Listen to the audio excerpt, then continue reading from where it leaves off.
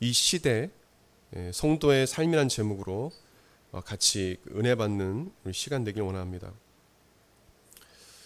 이 하박국은 이 하박국의 시편이라고 성경학자들이 말하는 이 하박국 3장 이 말씀을 우리가 볼 때 이 하박국 3장은 어떻게 보면 시편입니다. 찬양의 시예요.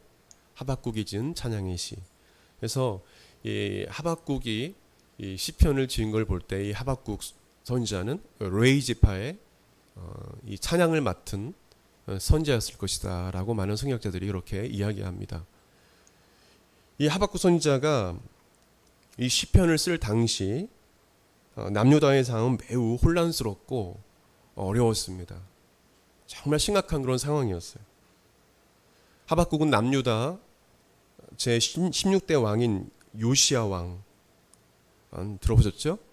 남유다에 20명의 왕이 있었는데 그 중에 8명의 왕이 그나마 선한 왕이었는데 그 중에 속한 왕입니다. 요시야 왕은 아주 선한 왕이고 하나님을 경외하며 아주 착한 왕이었습니다.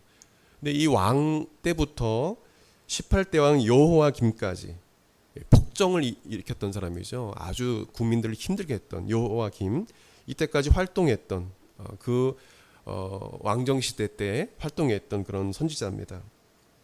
선한 왕이었던 요시야 왕은 백성들의 우상을 다 깨부수고 가루로 만들고 그리고 하나님의 그 율법책 두루마리를 찾게 되어서 그 말씀을 백성들로 하여금 잊게 하고 또 그 말씀대로 순종하게 그렇게 만들었습니다.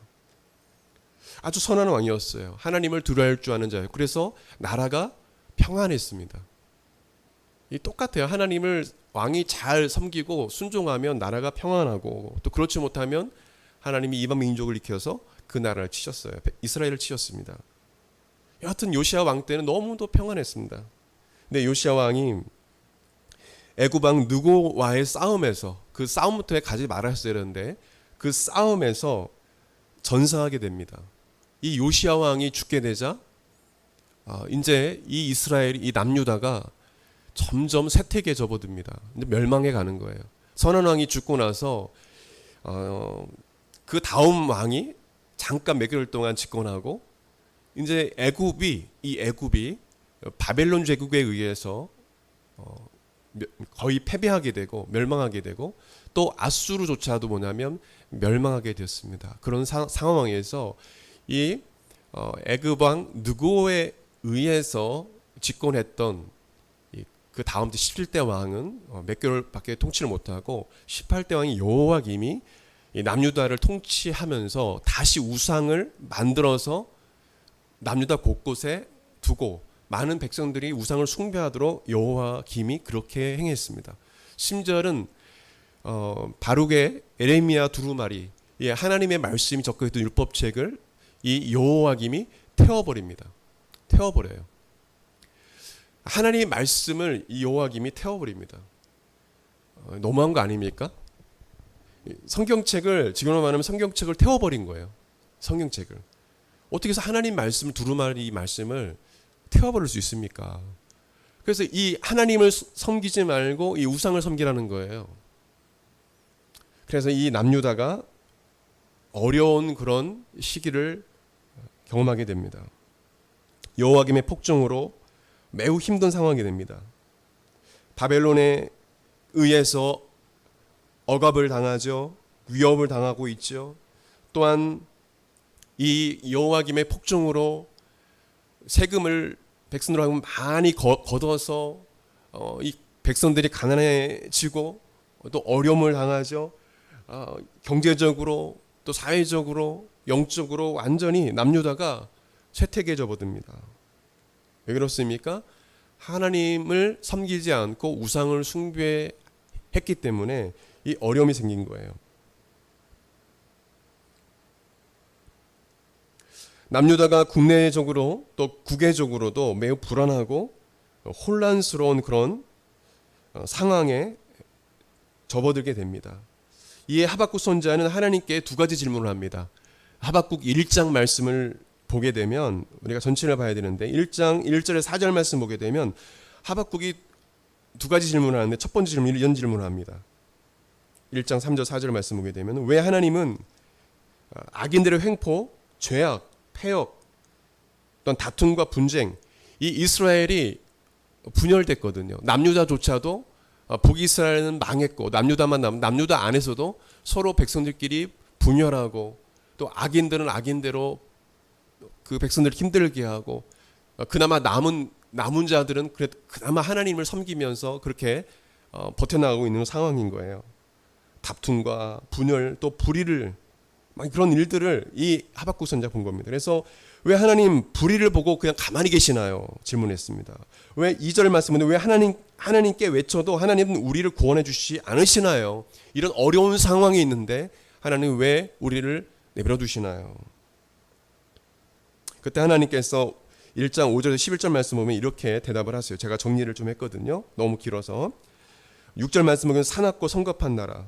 9절 10절 말씀 보면 모든 견고한 성을 점령하고 사람들을 모래와 같이 사로잡는 나라. 11절 말씀 보면 힘을 자기들의 신으로 여기는 나라인 바벨론을 내가 일으키겠다는 말씀입니다. 지금 이 여호와김의 폭정 그리고 우상 숭배하는 이 가운데 또 악인들이 남유다에 득세하는 이 가운데서 하박국 선지자의 그 질문에 하나님께서 바벨론을 일으켜서 이 폭정, 이 우상 숭배를 내가 하는 것들에 대해서 하나님께서 심판하시겠다. 그렇게 말씀하시는 거예요. 악인들의 그 일을 하나님께서 막겠다라는 것입니다. 실제로 바벨론이 남유다를 침공하고 남유다는 망하게 되죠. 하박국 선지자는 또 두 번째 하나님께 질문합니다. 17절부터 1장 17절부터 2장 1절까지 보게 되면 이렇게 질문합니다. 하나님께서 우리를 징계하기 위해서 바벨론을 세우심을 알고 있습니다. 그러나 왜 거짓된 바벨론도 거짓되고 악한 자들 아닙니까? 왜 거짓된 바벨론? 물론 우리가 이 악을 행해서 하나님께 심판을 받지만 그 바벨론조차도 악한 자들 아닙니까? 왜 거짓된 바벨론, 의인들을 삼키려는 무자비한 바벨론을 보시고도 잠잠하시려는 건가요? 그들은 심판하지 않으십니까? 아주 하박국 선지자가 상당히 좀 복잡한 상황인 것 같아요. 어려운 가운데서 이것저것 너무도 지금 걱정도 많고 어떻게 해야 되나. 또 하나님께서 또 이 남유다를 쳐서 악인들을 멸하겠다 말씀하시는데 또 바벨론이 또 침공해 오는 건 싫은 거예요. 바벨론은 하나님 그들을 치셔야죠. 바벨론에서 우리가 이렇게 심판받는 거는 저는 원치 않습니다. 이겁니다. 그때 하나님께서 두 번째 응답을 하십니다. 2장 2절부터 20절 말씀 제가 길어서 정리를 했습니다. 6절을 보게 되면 교만한 바벨론은 많은 사람들에게 조롱거리가 되고 또 10절 수치를 당하게 될 것이다. 17절 그리고 바벨론이 행한 대로 갚아줄 것이다. 또 그 9절 보게 되면 정한 때에 반드시 이루리라. 3절 말씀 보게 되면 그렇게 말씀해요. 그러나 의인은 2장 4절 말씀 보면 의인은 믿음으로 말미암아 살아야 한다. 예. 바벨론 걱정하지 마. 하나님께서 바벨론을 치신다는 거예요. 치신다는 거예요. 그러니까 이 바벨론은 그냥 하나님의 도구일 뿐이지 야, 걱정하지 마라. 그 거짓되고 의인을 삼키려는 그 바벨론, 사나운 그 바벨론을 내가 칠 거야. 이 두 가지 질문에 응답하시는 하나님 말씀처럼 남유다는 하나님 말씀처럼 바벨론에 의해서 BC 586년에 멸망을 당합니다. 또한 바벨론조차도 남유다를 멸망시킨 바벨론조차도 하나님 말씀처럼 두 번째 질문의 응답처럼 BC 539년에 바사왕, 메대 바사왕 아시죠? 바사왕 고레스 2세에 의해서 멸망을 당합니다. 그 강대국이었던 바벨론도 멸망을 당합니다. 그것은 무엇을 의미하냐면 모든 통치와 전쟁과 모든 것은 하나님의 손에 달려 있다라는 거예요. 그러니까 염려하지 말라는 거예요. 하박국 선지자는 하나님의 계시로 그 바벨론에 의해서 나라가 쑥대밭이 되고 끔찍한 전쟁이 일어나 많은 사람이 죽고 나라가 망하게 될 것이라는 것을 알고 있었습니다. 하나님의 계시를 받았죠. 그 바벨론이 바벨론이 망할 것도 알았어요. 이 모든 것을 이 예언하는 예언자 하박국 선지자는 알고 있었습니다. 그리고 백성들이 이야기했을 것입니다. 끔찍한 바벨론에 의해서 멸망을 당할 그날이 오고 있다는 걸 알고 있어요.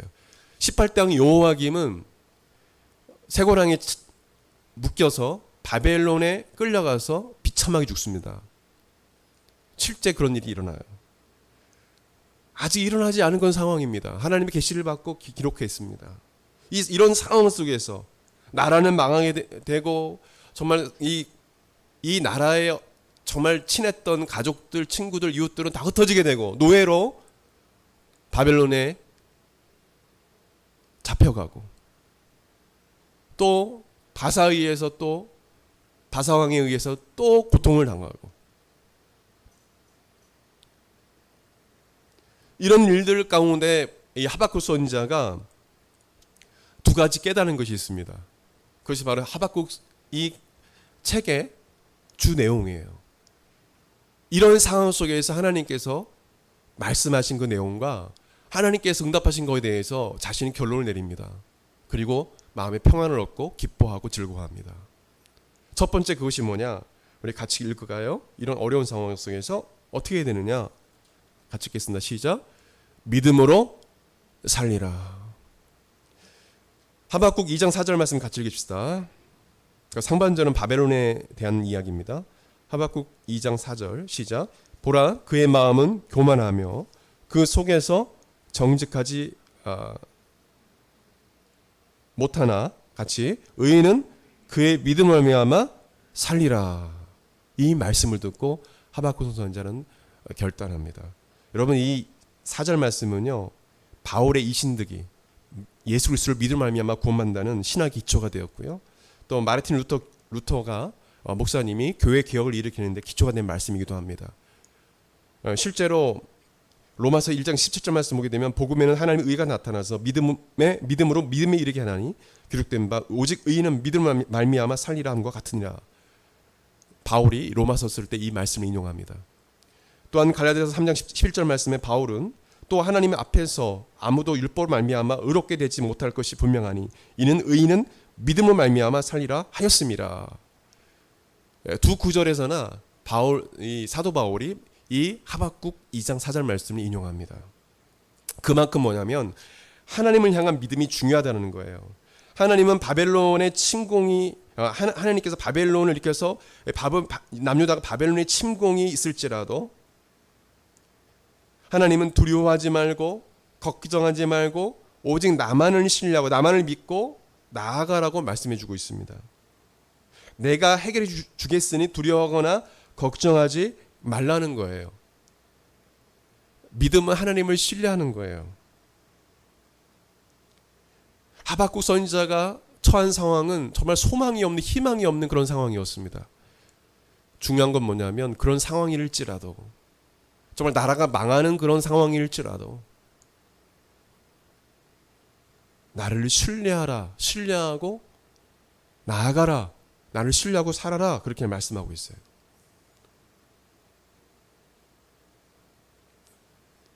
여러분 상황이 아무리 암울하고 고통스럽고 힘들어도 이 한국교회뿐만 아니라 세계의 많은 교회들이 변질되고 배도하고 변하여도 또 내 주변 사람의 내가 사랑했던 사람이 배신하고 떠난다 할지라도 그리고 내가 계획했던 것들이 마음대로 잘 이루어가지 않을 때에도 내 뜻대로 되지 않을 때에도 그 자체가 사실은 하나님의 은혜를 받지 못하는 삶이죠. 이 같은 어려운 상황이 있을지라도 오직 예수 그리스도만을 바라보며 그분만을 신뢰하고 믿으며 나아가는 것이 중요하다는 것입니다.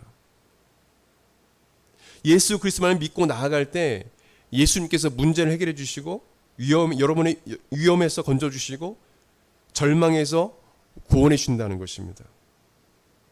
여러분 이 사실 믿으십니까? 믿음으로 살라는 얘기예요. 어떤 상황이 있을지라도 다른 것을 신뢰하고 믿지 말고 오직 예수 그리스도만 하나님만 믿고 신뢰하고 나가라는 얘기입니다. 그래야 산다는 거예요. 그래야 산다는 겁니다. 여러분 젊을 때는 잘 몰라요. 나이가 들어갈수록 신앙생활 오래 할수록 뭐냐면 이렇게 결론을 맺습니다. 하나님밖에 없다. 저를 따라 외쳐드릴까요? 하나님밖에 없다. 결론은 그렇게 돼요. 근데 아무리 강단에서 목사님이 이야기하고 신앙의 선배들이 이야기해도 못 알아들어요. 막상 이제 어려움이 당하고 주변에 사람들이 떠나고 고통이 찾아오면 그때서야 알아요. 아, 나를 지으시는 창조주 하나님밖에 나를 알 사람이 없구나. 그 하나님만 바라보라고 말씀하시는구나. 내가 죽기를 원하시는구나. 내가 나를 나를 신뢰하지 말고 내 어떤 재능과 내 힘과 능력을 자랑하는 걸 교만하지 말고 내 재능을 신뢰하지 말고 하나님만을 신뢰하라고 말씀해 주시는구나. 그것을 깨닫게 되는 거예요. 여러분이 깨닫는 은혜가 있길 바랍니다. 젊을 때 빨리 깨닫는 게 중요해요. 그래서 하나님만 신뢰하겠습니다. 그러고 나아가야 돼요. 여러분 하박국 선지자가 당한 상황은요, 여러분 상황과 너무 다른 상황이에요. 너무도 힘든 상황입니다. 완전히 망하는 거예요. 망하는 상황입니다. 그 상황 속에서 하박국 선지자는 어떻게 결단하느냐? 하나님만 믿고 신뢰하겠다. 어떤 일이 일어나, 바벨론이 뭐 침공하든 또 노예로 팔려가든 하나님만 신뢰하겠다. 왜요? 하나님께 말씀하셨거든요. 넌 그거 걱정하지 말고 그거 두려워하거나 불안하지 말고 나만 신뢰해. 하나님께서 말씀하시는 거예요. 나만 신뢰해라. 나만 신뢰하고 살아라. 의인은 믿음 말미암아 사는 거야. 말씀하고 있는 거예요. 그래서 사도 바울은 우리 믿음의 선배들이 얘기하는 겁니다. 너희들 믿음으로 살아야 돼. 주님만을 신뢰하며 살아야 돼. 이 세상을 신뢰해서는 안 돼. 여러분 그래도 듣지 않습니다. 초대교회 성도들 다 이 말씀대로 살았던 거 아니에요. 고린도 교회도 많은 문제가 있었고요. 아시아의 지금 터키 지역이죠.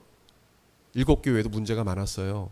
칭찬받는 교회는 2교회밖에 없었습니다. 그 2교회도 어떤 문제가 나중에 일어난지 몰라요. 지금 교회로 흔적도 없이 사라졌죠. 여러분 깨닫는 은혜가 있길 바랍니다. 깨닫는 은혜가 있길 바라요. 여러분 어떤 상황이 처해있을지라도 하나님만 꼭 신뢰하고 주님만 바라보고 가십시오. 그때 여러분 승리할 수 있게 되는 거예요. 모든 것은 하나님 손에 달려있는 거예요. 걱정하지 마세요. 걱정하지 마세요. 여러분 그리스도인은 죽음을 두려워하지 않습니다. 목사님 무슨 말입니까? 죽음 두려움. 그렇죠. 우리 인간적으로 죽음은 두렵죠. 그러나 진정한 이 믿음을 가진 사람, 하나님을 신뢰하는 사람들은 죽음을 두려워하지 않습니다. 하나님 살아계심을 믿기 때문이죠. 또 천국이 있음을 믿기 때문이죠. 그렇기 때문에 죽음을 두려워하지 않고 순교를 할 수 있는 겁니다. 순교를 할 수 있는 거예요. 여러분 이런 은혜가 있길 바랍니다. 여러분 세상 의지할 게 아니에요. 사람은 의지할 게 아닙니다. 사랑의 대상이지 자꾸 의지하고 사람을 바라봤더니 실망하는 거예요. 그래서 하나님만 의지하라는 거예요. 가정을 이뤄도 마찬가지입니다. 여러분 가정을 통해서 남편이 아내가 물론 서로 사랑하는 관계이지만 저도 사모님을 가정에서 사랑하지만 보면 완벽하지 않아요. 남편도 그렇고 아내도 여러분들 완벽한 사람 생각하잖아요. 결혼하고 나면 완벽하지 않아요. 그래서 싸우는 거예요. 신혼 초에 많이 싸우죠. 야 이렇게 완벽한 사람, 이 사람은 결혼해야지. 결혼했어요. 신혼 초부터 막 싸웁니다. 너무 다르다. 너무 다르다. 결국에는 하나님밖에 없구나. 자녀도 아기 때는 좋아요. 아기 때문에 힘든 사람도 있지만 아기 때 좋아하는 분도 있어요. 나서 좋아요. 나중에 크고 나면 뭐냐면 또 사랑하는 사람 따라서 또 결혼하고 또 출가해버립니다. 교회는 남는 건 하나님밖에 없어요. 하나님밖에 없어요.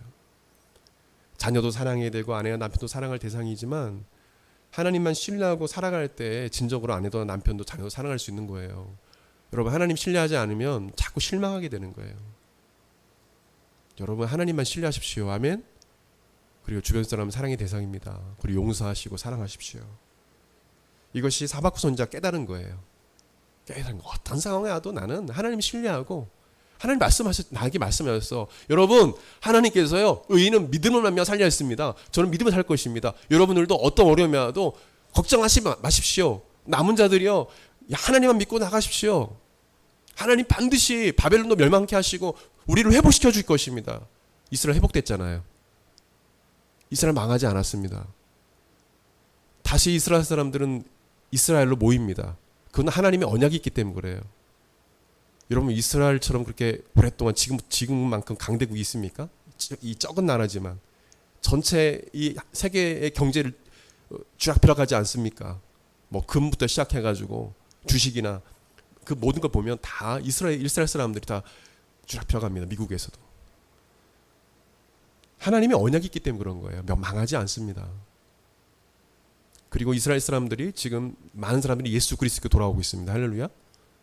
종말의 때가 가까웠다는 거죠. 또 그걸 가지고 또 미혹하는 이단들이 있지만 그것으로 끝내야 됩니다. 이스라엘 중심이 아닙니다. 아멘. 모든 이방 민족도 하나님 다 사랑하시고 이스라엘 중심이 아니에요. 그것을 통해서 미혹하는 자들이 있는데 여러분 우리 많은 정통교단에서 이단으로 취급한다는 걸 알고 그 미혹되지 마십시오. 하나님 모든 민족을 사랑하시고 모든 민족을 구원하여 주시기를 원하시고 계신다는 걸 기억하십시오. 여하튼 이러한 하나님께서 회복시켜 주실 거라는 믿음이 하박국 선지자에 있었기 때문에 하나님을 신뢰하고 어떤 상황이 내 눈앞에 펼쳐져도 두려워하지 않고 하나님을 신뢰하게 된 거예요. 이것이 우리 신앙의 선배들의 믿음이에요. 믿음. 언약 백성들, 약속의 자녀들의 믿음이에요. 아무리 사탄이 나를 조롱하고 너 예수 믿는데 왜 이러냐, 주변에서 막 너 예수 믿는데 이러냐, 그렇지만 그런 건 별 연연하지 않아요. 하나님 반드시 승리케 하시고 회복시켜 줄 것이다. 이런 믿음이 있기 때문에 여러분이 이런 은혜를 경험하기 바랍니다. 아멘. 둘째로 뭐냐면 하박국 선지자는 깨달았습니다. 스스로 깨달은 거예요. 하나님과 대화하면서요. 둘째로 깨달은 게 있습니다. 그것은 오늘 읽은 본문의 말씀이에요. 같이 읽겠습니다. 시작. 오직 하나님으로 말미암아 즐거워하며 기뻐하리라. 오직 하나님만 신뢰하고. 사실 둘째도 똑같은 고백입니다. 나중에 말씀드리겠습니다. 하박국은 하나님께서 바벨론을 치시고 회복시켜 주실 약속의 말씀을 믿기에 어떠한 경제적인 타격이 와도 자신은 하나님 말미암아 즐거워하며 기뻐하며 살겠다고 말하고 있는 거예요. 무화과 나무, 포도나무, 그리고 양과 소가 없고 열매도 맺히지 않고 그것도 어려움, 그러니까 경제적 타격이 온다는 거죠. 그 악구절을 보게 되면 이제 이방 민족 위에서 남유다가 망하는 어떤 그런 그 고백이 나옵니다. 그런 가운데 갑자기 상황이 바뀌면서 하박국 선지자 고백하는 거예요. 분명 경제적 타격이 오게 되고 먹지 못하게 되고 어려움이 오게 노예로 팔려가는 그런 일이 생기지만 그런 타격이 온다 하더라도 자신은 하나님으로 말미암아 즐거워하며 기뻐하겠다. 그렇게 결론을 맺습니다. 여기서 이 본문에 나온 이 3장 18절에 나오는 나는 여호와로 말미암아 즐거워하며, 이 즐거워하면은 히브리어로 에멜로자라는 단어인데, 또한 기뻐하리로다 이건 히브리어로 아길라라는 단어인데, 이 즐거워하며 기뻐하며, 나는 여호와로 말미암아 즐거워하며 나의 구원의 하나님으로 말미암아 기뻐하며, 하나님으로 말미암아 즐거워하며 기뻐하며, 이거는 이 시편에서 대꾸로 사용될 때 많이 이렇게 시편에서 말씀이 많이 나오는데, 이 대꾸로 이 즐거워하며 기뻐하며 이 히브리어가 쓰여질 때는 어떤 의미냐? 물론 하나님 말미암아 즐거워하며 기뻐한다는 그런 의미가 있지만, 이 히브리어의 원어의 그 뜻은 뭐냐면 하나님에 대한 어떤 신뢰, 소망, 하나님만을 신뢰하고 소망할 때 이 대꾸로 표현을 이루어 시편의 많은 구절에서 나와 있습니다. 그래서 하나님을 말미암아 즐거워하며 하나님 말미암아 기뻐하다는 단어는 뭐예요? 하나님만을 신뢰하고 하나님만을 소망했다는 뜻입니다. 그렇기 때문에 의인은 믿음 말미암아 살리라, 하나님만을 신뢰하며 살아라, 나만을 신뢰하며 살아라, 그 내용과 똑같은 말이에요. 여러분 이해하셨죠? 그래서 이 관련된 시편 구절이 나오면 하나님 말미암아 즐거워하며 기뻐하라는 뜻은 하나님만을 신뢰하며 소망하라는 거다. 경제적 타격이 와도 내 삶 가운데 고통과 상처, 어려움이 와도 하나님만을 신뢰하고 소망하는 뜻이구나. 이렇게 이해하면 되는 거예요. 그래서 이 하박국 선지자는 동일한 이 문장은 다르지만 동일한 고백을 하고 있는 거예요. 나는 어떤 어려움이 와도 하나님으로 말미암아 즐거워하며 기뻐하겠다. 이렇게 마음을 정한 거예요. 따라 봅시다.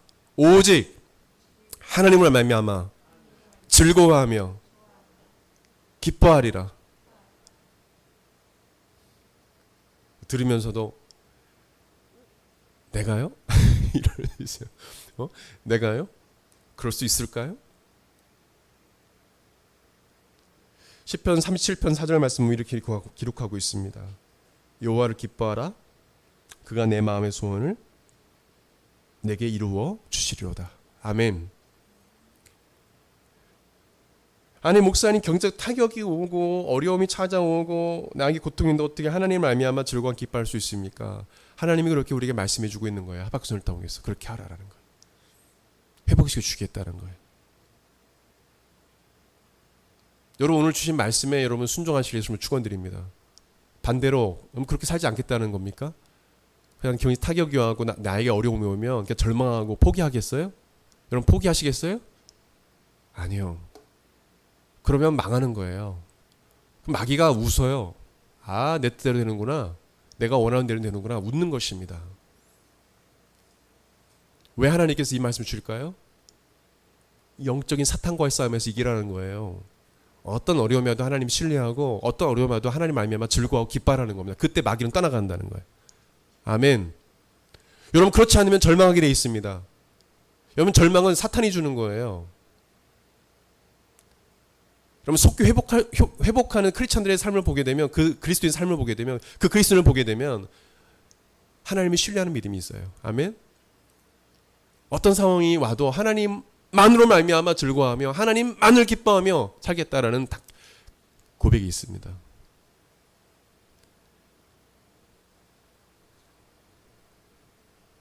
어떤 성도는 네 목사님 저는 그렇게 살아가요 라고 이야기합니다.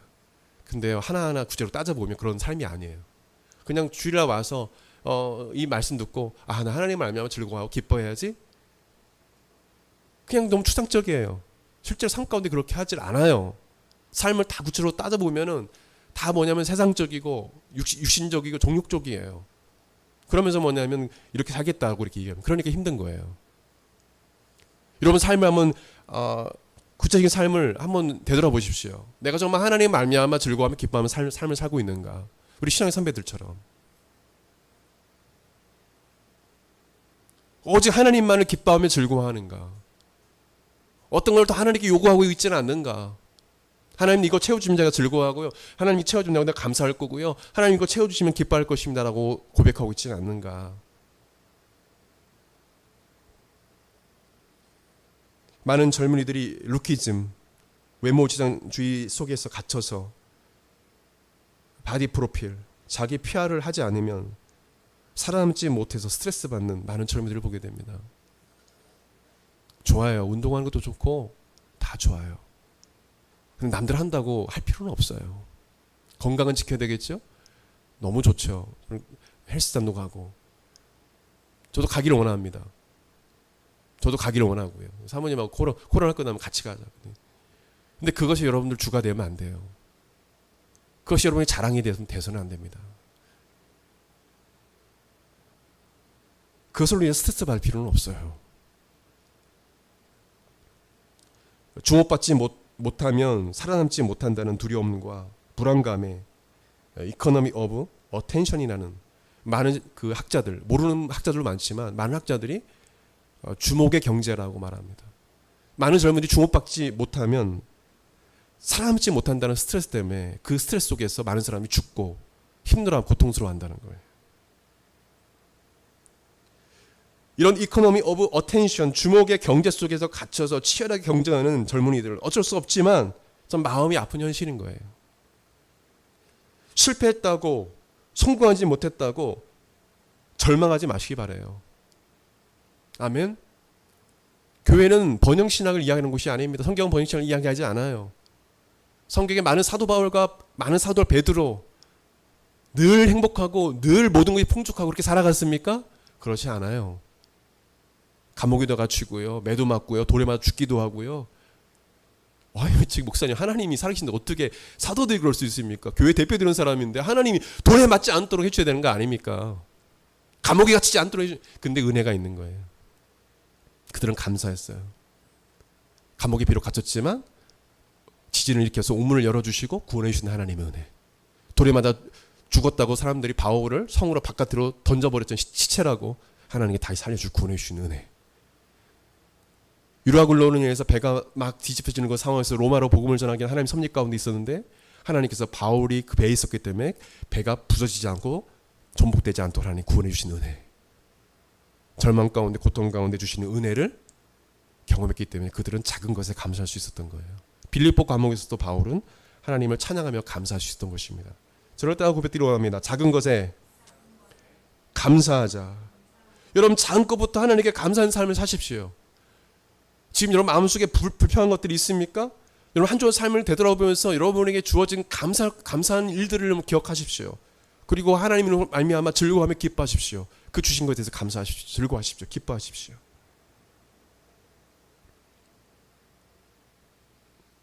여러분 있는 모습 그대로 여러분 감사하셔야 합니다. 지금 있는 모습 그대로 만족해야 해요. 감사해야 돼요.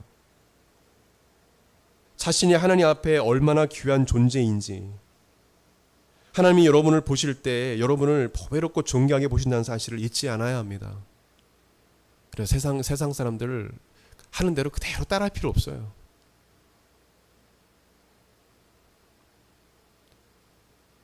우리 지혜도 저는 성격 설교 가운데 가정 얘기는 안 하지만 거의 안 하지만 오늘 말씀에 그 내용이 있어서 많은 사람들이 학원 보내고 막 그렇게 하지만 가기 싫으면 안 가게 해요. 저는 남들 다 간다고 똑같이 하진 않아요. 하고 싶은 거 해라. 나중이라도 세상의 가치과 생각을 따라가서 우리가 동일하게 할 필요는 없다라는 거예요. 사실은 그 길을 망하는 길이거든요. 여러분 하박국 선지자처럼 하나님 앞에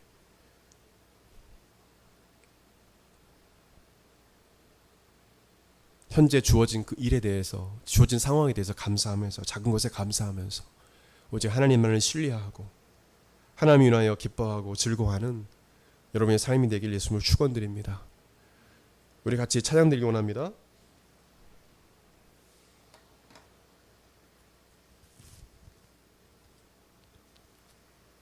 우리 기도하고 찬양하겠습니다. 기도하고 찬양하겠습니다. 우리 다 같이 기도하겠습니다.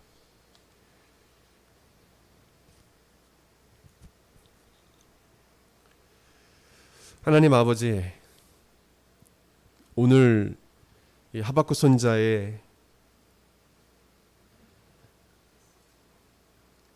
메시지를 통해서 어떤 상황에 처할지라도 하나님만을 신뢰하고 오직 하나님 말미암아 즐거워하며 기뻐하라는 성경의 진리의 말씀을 배웠습니다. 우리 사랑하는 성도들, 오직 하나님만을 신뢰하고 소망하는 삶이 되게 하여 주옵소서. 그래서 이 모든 것을 더해 주시는 하나님의 은혜를 경험하는 자들이 다 되게 하여 주옵소서. 예수님 이름으로 기도드립니다. 아멘. 우리 다 같이 일어나서 세상 흔들리고 같이 찬양하겠습니다.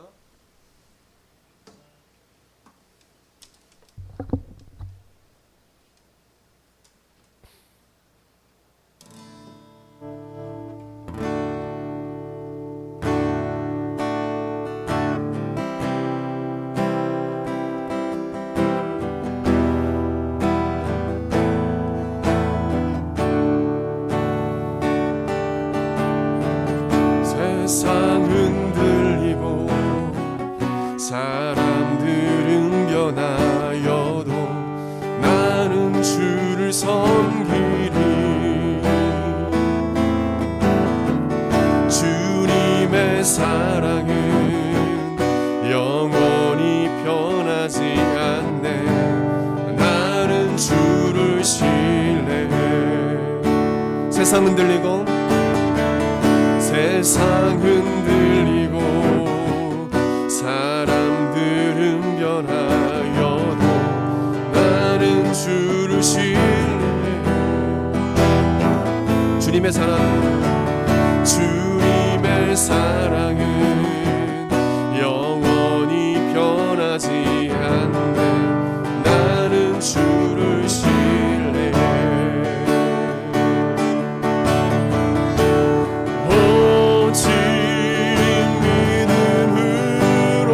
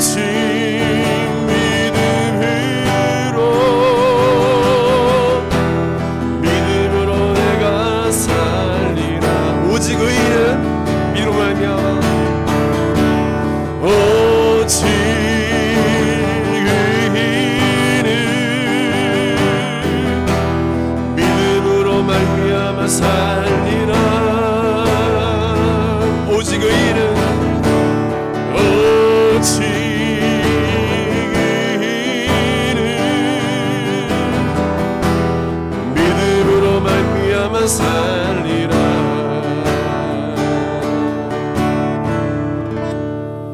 네, 축도하겠습니다. 이제는 우리 주 예수 그리스도의 은혜와 하나님의 그 크신 사랑과 성령님의 감동 감화 교통 역사하심이 오직 하나님만을 신뢰하며 살기 원하는 한국마라타 교회 모든 손들 10년과 그 삶 가운데 영원토록 함께 하시기를 간절히 축원하옵나이다. 아멘.